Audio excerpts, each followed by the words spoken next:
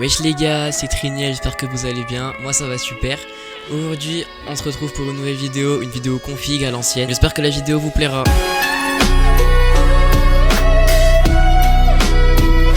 Aujourd'hui sur YouTube, on voit que des PC hors de prix à 2000-3000 balles. Et ça peut être vraiment décourageant pour des jeunes, même des personnes qui ont un budget vraiment assez restreint, qui veulent se lancer dans le gaming PC. Donc aujourd'hui je vais vous montrer qu'il est possible de faire un bon PC à moins de 500 € qui fera tourner tous les jeux que vous souhaitez à 60 fps en 1080p, pas toujours en ultra mais au moins en élevé. Et je sais qu'on peut trouver beaucoup mieux en occasion, mais on part du principe que vous voulez un PC neuf parce que l'occasion c'est pas toujours très simple de tomber sur une bonne affaire, on peut pas savoir comment les composants ont été traités par leurs anciens propriétaires. Donc avant de commencer, je tiens à préciser que l'option de montage n'est pas comprise. Si vous voulez faire monter votre PC par un professionnel de chez Top Achat, il faudra rajouter un petit billet de 50 €. Je conseillerais plutôt de monter votre PC tout seul car en réalité c'est vraiment super simple. Il y aura des vidéos tuto dans la description. Même si vous voulez pas le faire tout seul, vous avez peur de casser quelque chose ou quoi, cherchez quelqu'un dans votre entourage qui peut vous le faire, parce que vraiment pour moi payer 50 € pour un montage PC, je trouve ça vraiment juste hors de prix. Le PC est aussi sans Windows, parce que bon à 120 € le Windows faut pas abuser, mais on peut trouver des clés Windows sur internet pour à peine 10 €. Il y aura des liens en description et on peut aussi l'avoir gratuitement. Je vous poste ça là, je vais pas montrer comment on fait dans cette vidéo là, je vais pas avoir de problème avec YouTube, mais on peut l'avoir gratuitement, à vous de vous renseigner. Donc pour ce qui est du processeur, je vous propose de partir sur le Ryzen 1200 AF. Ce processeur c'est un vrai crack, 4 cœurs, 4 threads pour même pas 60 €. Il y a de ça 2 ans quand j'ai monté mon PC, c'était juste impensable. Donc on pourrait croire via son nom 1200 que c'est la première génération de Ryzen, mais en fait non. Les processeurs Ryzen qui ont la mention AF sont en réalité des refresh de la première génération. Ce processeur là a bien l'architecture de la seconde génération de Ryzen. Rien de spécial à dire dessus, il est cadencé à 3,1 GHz, ça peut paraître faible. Il faut savoir que les processeurs Ryzen on peut tous les overclocker, et avec le ventirad de base on peut déjà faire de bons overclocking, et même sans overclocking il fera largement tout ce que vous lui demanderez, tant que c'est pas des trucs de fou que vous lui demandez forcément. Et si vous lui demandez de faire du jeu, du montage vidéo, de la retouche photo, il sera largement suffisant. Pour ce qui est de la carte mère, on part chez MSI avec la B450M Pro VDH Max. C'est la carte mère la moins chère, disposant de 4 remplaçants pour barrettes de RAM, ce qui me semble plutôt important pour pouvoir envisager un upgrade dans le futur. Et donc forcément pour ce budget là on part sur du micro ATX, mais ça suffira largement. En termes de connectique elle a tout ce qu'il faut, 4 USB 3, 4 USB 2, un RJ45, les 3 jacks, entrée, sortie, micro. C'est vraiment le strict minimum, mais pour un PC à 500 € ça suffira largement. Pour ce qui est de la RAM, on part sur 2 fois 4 Go de HyperX Fury en 2166 MHz. Vraiment c'est mieux de prendre 2 fois 4 Go plutôt que de prendre une seule barrette de 8. Le dual channel ça va plus vite, vous aurez des meilleurs perfs. Et si plus tard vous voulez upgrade à 16 Go, faudra juste reprendre le même kit et vous aurez 4 fois 4 Go, donc 16. D'où le fait de prendre avant la carte mère qui a 4 emplacements pour barrette mémoire. Donc 8 Go de RAM aujourd'hui ça peut paraître peu, mais ça suffira à faire tourner la plupart des jeux. Pour du montage vidéo ça va commencer à être un peu serré si vous commencez à mettre des gros effets, donc pourquoi pas plus tard envisager un upgrade à 16 Go, mais pour l'instant 8 Go feront le taf. Pour la carte graphique, le choix est évident, une 1650 bien évidemment. Je vous propose de partir sur celle de chez KFA2. Ouais les gars, je vous prends en deux spi, j'étais en train de faire le montage de la vidéo et je me suis rendu compte que la carte KFA2 que je vous ai mis quand j'ai rec la vidéo n'est plus disponible sur Top Achat. Raison pour laquelle à l'image vous aurez une Asus, mais pendant toute la vidéo je dis KFA2, vous inquiétez pas, les deux cartes sont vraiment très proches, c'est vraiment quasiment les mêmes.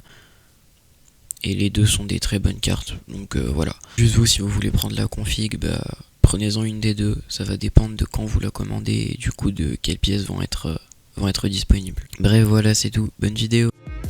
C'est la moins chère qui dispose de réels ventilateurs, parce qu'en dessous on a une de chez Gigabyte qui est en low profile, donc elle a des tout petits ventilateurs, elle est toute fine, et ça pour le refroidissement c'est vraiment pas ouf, votre PC risque de vite chauffer avec ce genre de carte. Partez sur la KFA2, elle a 2 ventilos, elle est bien refroidie, c'est une carte qui est vraiment très fiable. KFA2 ont toujours été connus pour faire de très bonnes cartes. Elle fera tourner la plupart des jeux en élevé en 1080p 60 fps, elle peut même faire du 144 fps sur les jeux compétitifs comme Overwatch, Valorant, CSGO bien évidemment. De toute façon si vous voulez en savoir plus, il y aura des benchmarks en description. Pour ce qui est du stockage, c'est là que ça va se corser un petit peu, ça va être à vous de faire votre choix. Donc avant tout, pour ceux qui ne savent pas, il faut que je vous explique la différence entre un SSD et un HDD. Un HDD c'est un disque dur classique avec un disque qui tourne.